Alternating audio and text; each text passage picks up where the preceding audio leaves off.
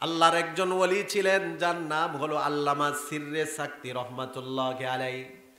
আল্লামা সিররে সাকতি রহমাতুল্লাহি আলাইহি অনেক বড় আল্লাহর ওলি ছিলেন। হযরতে জুনাইদ বাগদাদি রহমাতুল্লাহি আলাইহির পীর ছিলেন আল্লামা সিররে সাকতি। অনেকে হয়তো এই নাম শুনেন নাই। আল্লামা সিররে সাকতি উনি অনেক বড় আল্লাহর ওলি ছিলেন।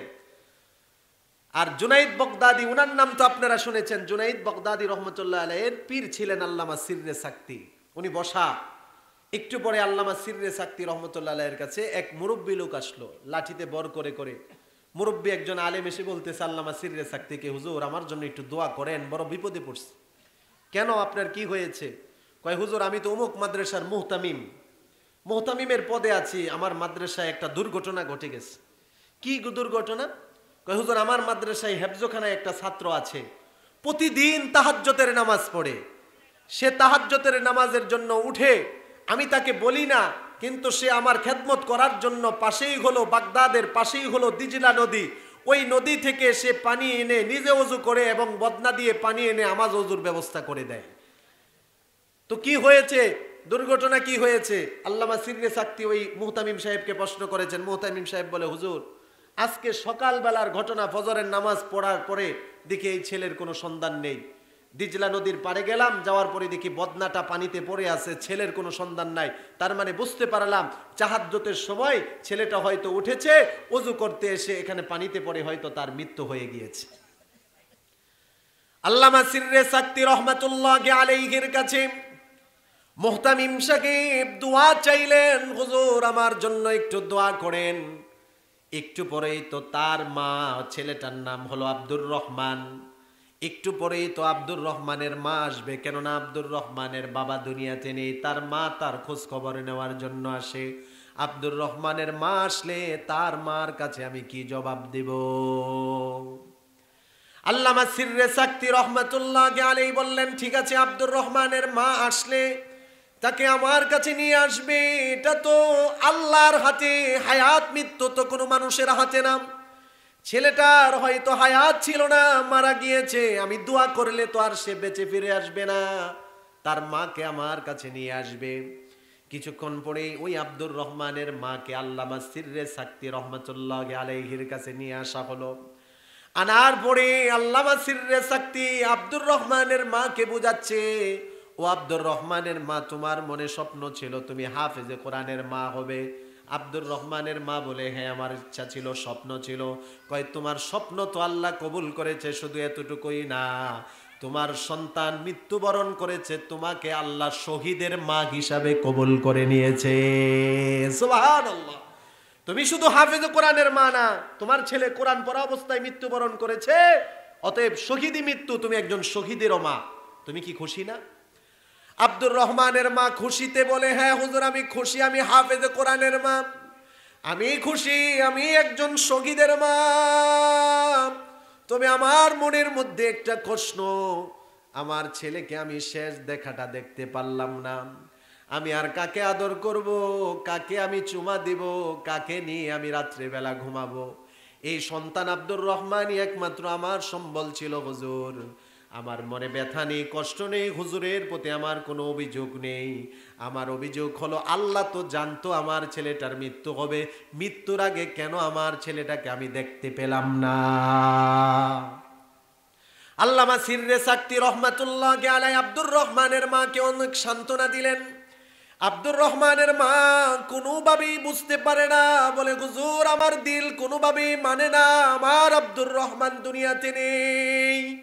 আব্দুর রহমানের মা দিজলা নদীর পাড়ে গিয়ে নদীকে লক্ষ্য করে বলে, ও আব্দুর রহমান, বাবারে বাবা তুই কোথায়? আমি মাই তো একমাত্র, তুই তো আমার একমাত্র সম্বল ছিলি বাবা, তোকে আর দেখতে পারবো না, আর চুমা দিতে পারবো না, তোকে আর আদর করতে পারবো না, আমি মা আর সহ্য করতে পারছি না, বাবা তুই কোথায়? এভাবে মা ডাকতেছে ডাকতেছে, ইতিহাস সাক্ষী, পানির নিচ থেকে আব্দুর রহমান বলে, মা আমি মরিনি, পানির নিচে আল্লাহ আমাকে জিন্দা রেখেছে। মা ডাকতেছে দিজলা নদীর পার থেকে, মার ডাকে আব্দুর রহমান, হাফেজ আব্দুর রহমান উঠে এসেছে। সবাই আশ্চর্য, জুনাইদ বাগদাদি রহমাতুল্লাহ আলাইহি তিনিও আশ্চর্য, ওনার পীর আল্লামা সিররে সাকতি উনিও আশ্চর্য, এটা কিভাবে সম্ভব? সকাল থেকে নিয়ে বিকাল পর্যন্ত পানির নিচে একটা মানুষ কিভাবে জীবিত থাকে? আল্লামা সিররে সাকতি রহমাতুল্লাহ আলাইহির অন্তরের মধ্যে আল্লাহ পাক ইলহাম করে দিলেন, আল্লাহ পাক জানিয়ে দিলেন, ও সিররে সাকতি, এই ছেলেটা যখন পানির মধ্যে পড়ে গেল, হাবুডুবু খাচ্ছিল, কোরআনের হাফেজকে কিন্তু পানির মাছও পর্যন্ত চিনে, তার জন্য দোয়া করেন। সে যখন সাঁতার পারতেছিল না, দিজলা নদীর মধ্যে যখন সে হাবুডুবু খাচ্ছিল, সমস্ত এই দিজলা নদীর মাছগুলো আল্লাহর কাছে ফরিয়াদ করা শুরু করে দিল, আল্লাহ কোরআনের হাফিজকে আপনি পানির মধ্যে তার হায়াত বাড়িয়ে দেন, তাকে জীবিত রাখেন। ওই মাছের দোয়াগুলো আল্লাহ কবুল করে নিয়েছে, পানির ভিতরেই আল্লাহ তার জন্য অক্সিজেনের ব্যবস্থা করে দিয়েছে। তাহলে এই ঘটনার দ্বারাও বুঝতে পেরলাম, সমুদ্রের মাছ পর্যন্ত হাফেজে কোরআনের জন্য দোয়া করে, গর্তের পিঁপড়া পর্যন্ত হাফেজে কোরআনের জন্য দোয়া করে। আর আমার ছেলে হাফেজে কোরআন হবে, সবচেয়ে বড় অবদান রাখতে হবে মা। এলাকার মা বোনদেরকে বলবো, ও মা বোনেরা, আপনার সন্তান দিনদার মুত্তাকি হবে। যদি আপনি দিনদার মুত্তাকি হন, মা যদি ভালো হয়, অবশ্যই সে ঘর থেকে দিনদার সন্তান আল্লাহ দিয়ে দেয়। ঠিক কিনা বলেন? হযরতে খাজা কুতুবউদ্দিন বখতিয়ার কাকি রহমাতুল্লাহ আলাইহির জীবনী দেখেন। খাজা কুতুবউদ্দিনকে উনার মা ছোট্ট কালে মক্তবে নিয়ে গিয়েছে, 6 বছর বয়স মাত্র। হুজুরকে গিয়ে বলে, ও উৎসর্গ করে দিলাম, হাফেজ বানাবো, আমার ছেলেটাকে আলেম বানাবো, দ্বীনি শিক্ষায় শিক্ষিত করবো, আমার ছেলেটাকে আপনি আলেম বানিয়ে দেন। প্রথম দিনের সবক হুজুর পড়িয়ে দেয়, ছোট্ট কুতুবউদ্দিন 6 বছর বয়স মাত্র। প্রথম দিনের সবক হুজুর পড়িয়ে দেয়, বাবা তুমি পড়ো, আউযু বিল্লাহি মিনাশ শাইতানির রাজিম, বিসমিল্লাহির রহমানির রহিম। হুজুর যখন আউযু বিল্লাহ আর বিসমিল্লাহ পড়িয়ে দেয়, খাজা কুতুবউদ্দিন 6 বছর বয়সের ছেলে আউযু বিল্লাহ পড়ে নিল, বিসমিল্লাহ পড়ে নিল। হুজুর চুপ হয়ে যাওয়ার পরে নিজে নিজেই সূরা ফাতিহা পড়ে শেষ করে দিল। হুজুর চুপ করে শুনতেছে, সূরা বাকারা শুরু করে দিয়েছে, বাকারাও শেষ করে দিয়েছে। 1 পারা 2 পারা 3 পারা করে মুখস্থ শোনাচ্ছে আর হুজুর শুনতেছে। এভাবে পড়তে পড়তে 17 পারা কোরআন মুখস্থ শুনিয়ে দিয়েছে।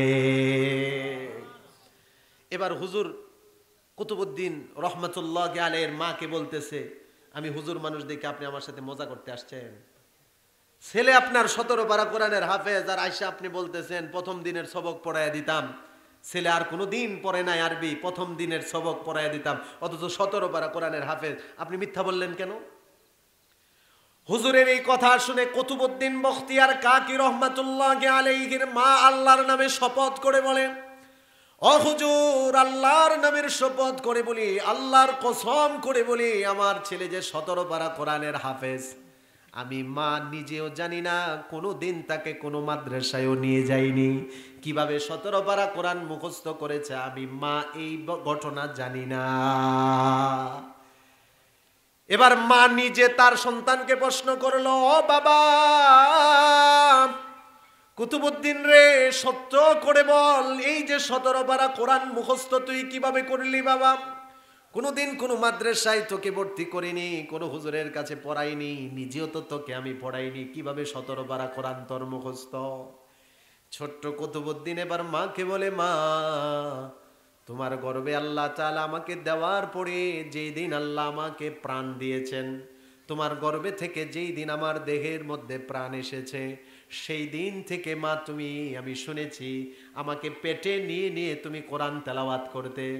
মা গো তুমি রান্না বান্না করতে, মা কোরআন তেলাওয়াত করতে। ওগো মা রাত্রিবেলা শুয়ে থেকে থেকেও তুমি কোরআন তেলাওয়াত করতে। ওগো মা তোমাকে আমি দেখতাম 24 ঘন্টার প্রায় সময়গুলো তুমি আমাকে গর্বে নিয়ে নিয়ে কোরআন তেলাওয়াত করতে। মা আমি জন্ম নেওয়ার পরেও আমি দেখেছি আমি দুধ পান করি আর তুমি কোরআন তেলাওয়াত করো। ওগো মা পেটের মধ্যে তোমার জবানে কোরআন তেলাওয়াত শুনে, জন্ম নেওয়ার পরে দুধ পান করা অবস্থায় তোমার মুখের তেলাওয়াত শুনে 17 পারা কোরআন আমি মুখস্থ করে ফেলেছি। আল্লাহু আকবার বলেন, আল্লাহু আকবার। চিন্তা করেন, মা দিনদার, ছেলেও এখন হয়েছে দিনদার। মার জবানে কোরআন তেলাওয়াত ছিল যখন গর্ভে সন্তান আসছে। এখনকার জমানার খোঁজ নিয়ে দেখলে দেখা যায় কোরআন তেলাওয়াত তো দূরের কথা, আগে যদি টিভি দেখতো 5 ঘন্টা, সন্তান গর্ভে আসলে টিভি দেখে 12 ঘন্টা। আছে কি নাই? আগে যদি ঘরের মধ্যে টিভি নাও থাকতো, সন্তান গর্ভে এসেছে, আমাদের জমানার অনেক মা বোন এমন আছে, হয়তো আপনাদের এলাকায় নাও থাকতে পারে, টিভি সিরিয়াল দেখে এমন মা বোন আছে। হ্যাঁ, আরে না, মশাখালী এলাকার মানুষ ভালো। মশাখালী এলাকা, এটা আমার এলাকা, আমার থানা, এইখানকার মহিলারা টিভি দেখতে পারে না। আমাদের মা বোনেরা টিভি সিরিয়াল দেখে নাকি? মুরব্বী বাবারা কোন স্যার টিভি সিরিয়াল দেখে? আল্লাহ আল্লাহ পুরুষদেরকে, নারীদেরকে এই গুনাহ থেকে বাঁচার তৌফিক দান করুক। অধিকাংশ ঘরগুলোর মধ্যে খোঁজ নিয়ে দেখেন, সন্তান গর্ভে আসলে ঘরে টিভি না থাকলে প্রথমে দাবি করে স্বামীর কাছে, তুমি তো বাবা হতে চলছো। হ্যাঁ, খুশির সংবাদ, তো এই সংবাদ তোমাকে শোনাইলাম। স্ত্রী দাবি করে, তো আমাকে তুমি কি দিবা? কি চাও? সময় তো কাটবে না, সারাদিন ঘরে বসে থাকতে হবে, তো তুমি আমাকে একটা 36 ইঞ্চি টিভি কিনে দাও। এমন দাবি আছে কি না? আছে, আছে। আমি স্বামীর মুখের কথা শুনে আপনাদেরকে শোনাচ্ছি। এমন অনেক স্বামীরা আমাদেরকে বলছে, হুজুর এখন কি টিভি কিনে দিব, এটা কি বৈধতা আছে কি না? আমি কাছে এখন কিনে দিবেন, বৈধতা খুঁজেন, এর আগে বা পরে কিনার কি বৈধতা আছে কিনা? অনেক মা বোনেরা আছে, তারা বড় মোবাইল দাবি করে স্বামীর কাছে, টাচ মোবাইল। ওগো স্বামী, তুমি বাবা হতে চলছো, তুমি বাবা হবে, এই যে সুসংবাদ তোমাকে শোনালাম, আমার তো সময় কাটবে না, একটা টাচ মোবাইল দাও, তুমি ফেসবুক চালাও, আমিও চালাবো, ঘরে বসে সময় কাটাবো। যেই মা গর্ভে সন্তান আসার পরে টিভি দেখে, মোবাইল চালিয়ে, ফেসবুক চালিয়ে সময় কাটাবে, ওই মার ঘর থেকে কখনো আল্লাহর ওলি পয়দা হবে না, হিরো আলমের মতো কুলাঙ্গার হবে। বলেন ঠিক কিনা? কারণ যেই মা গর্ভে সন্তান রেখে কোরআন তেলাওয়াত করবে না, টিভি দেখে, সিরিয়াল দেখে, সিনেমা দেখে সময় কাটাবে, অবৈধ কাজ করবে, ওই মার গর্ভ থেকে কখনো দিনদার মুত্তাকি সন্তান হবে না। হযরতে বাইজিদ বুস্তামি রহমতুল্লাহ আলাইহির জীবনী খুঁজেন, সে এত বড় ওলি হয়েছে, তার পিছনে বড় অবদান হলো মা। হযরতে কুতুবউদ্দিন বখতিয়ার কাকি রহমতুল্লাহ আলাইহির জীবনী খুঁজেন, এত বড় আলেম হয়েছে, এত বড় ওলি হয়েছে, বড় অবদান হলো মা। ইমাম বুখারী রহমতুল্লাহ আলাইহির জীবনী খুঁজেন, অন্ধ ছিল, অন্ধ উনি, জন্মের পরে অন্ধ ছিল, মার দোয়ার বরকতে আল্লাহ দৃষ্টি দিয়েছেন, এমন দৃষ্টি হয়েছে, এমন দৃষ্টি হয়েছে, আমরা তো রাত্রিবেলা লিখতে গেলে বাতির আলোর প্রয়োজন হয়। ইমাম বুখারী রহমতুল্লাহ আলাইহি সেই চাঁদের আলো দিয়ে বুখারী শরীফ কিতাব লিখেছে। আল্লাহু আকবার। কোনোদিন চশমা ব্যবহার করার প্রয়োজন হয় না, আমাদের তো চশমা লাগে। মায়ের দোয়ার বরকত, মায়ের দোয়ার বরকত।